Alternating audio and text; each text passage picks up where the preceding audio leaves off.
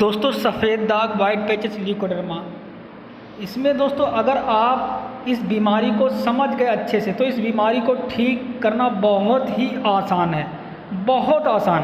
अब आप भी सोच रहे हैं कि ये बीमारी तो बहुत जटिल है, इसको ठीक करना बहुत आसान कैसे है। दोस्तों हाँ, बहुत आसान है अगर आप इसको समझ गए, इस बीमारी को समझ गए। मतलब कि कहने का मतलब ये है कि इस बीमारी की वजह को समझ गए कि किस वजह से ये बीमारी होती है हमारे शरीर के अंदर।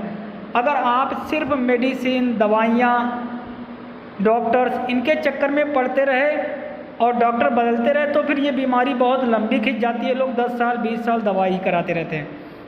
मैं ये नहीं कह रहा हूँ कि दवाई आप नहीं कराएं, आप दवाई कराएं। कोई भी एक अच्छा डॉक्टर, आयुर्वेदिक डॉक्टर चुन लीजिए, वहाँ पे आप दवाई कराइए। लेकिन दवाई के साथ साथ आपको आयुर्वेदिक किताबों से या कहीं से जानकारी, या हमारे चैनल पे ही वो सभी जानकारियाँ दी गई, उन जानकारियों को समझना बहुत ज़रूरी है। क्योंकि हमारे रिसर्च में दोस्तों ऐसा पता लगा है, जिन लोगों को, जो लोग दवाई करा रहे थे डॉक्टर के पास, और हमारे यहाँ एक ज्योति मिश्रा थी जिनको 18 साल से था, एक पाकिस्तान के थे जिनके पूरे बॉडी में हो गया था, पूरी तरह वो जड़ से अच्छे हो चुके हैं। दोस्तों इसमें, इस बीमारी में आपको सबसे ज़रूरी बात वो है कि एक पग पग पे आप क्या खा रहे हो, क्या पी रहे हो, आपकी कैसी दिनचर्या है, इस चीज़ पे बहुत ध्यान देना है। अब मैं आपको बताता हूँ कि आपको क्या करना है। सफ़ेद दाग जिन लोगों के ठीक नहीं हो रहे हैं, बहुत परेशान हो चुके हैं, उनको एक काम, इस बात का बहुत विशेष ध्यान रखना है कि सबसे पहले आप जब भी खाना खाते हैं, लंच और डिनर, उससे पहले आपको इस काम को विशेष कर ध्यान रखना है। अगर आप ध्यान रखेंगे तो आपकी ये बीमारी बहुत तेज़ी से ठीक होगी, बहुत तेज़ी से, आश्चर्यजनक ढंग से। आपको विश्वास नहीं होगा कि ये बीमारी इतनी जल्दी कैसे ठीक होने लग गई।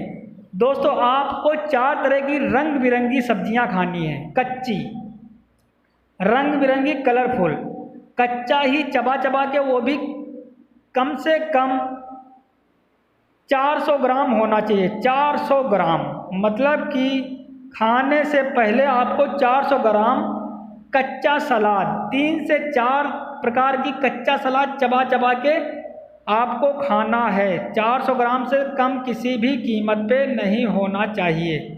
इतना आपको चबा चबा के खूब अच्छे से खाना है आपको लंच में, और ऐसा ही यही प्रक्रिया सेम शाम को डिनर में, और डिनर आपका 6 बजे से पहले हो जाना चाहिए। एक और विशेष बात, ध्यान दोस्तों, इसको ध्यान से सुनिए, बहुत इम्पोर्टेंट बात है। आपको पूरे दिन में जब भी आपको प्यास लगती है, जब भी प्यास लगती है, तो आपके पास गुनगुना पानी होना चाहिए। चाहे तो आप अपने पास गर्म करके आप अपने थर्मस में पानी रख लीजिए, गुनगुना। क्यों गुनगुना पानी मैं क्यों कह रहा हूँ?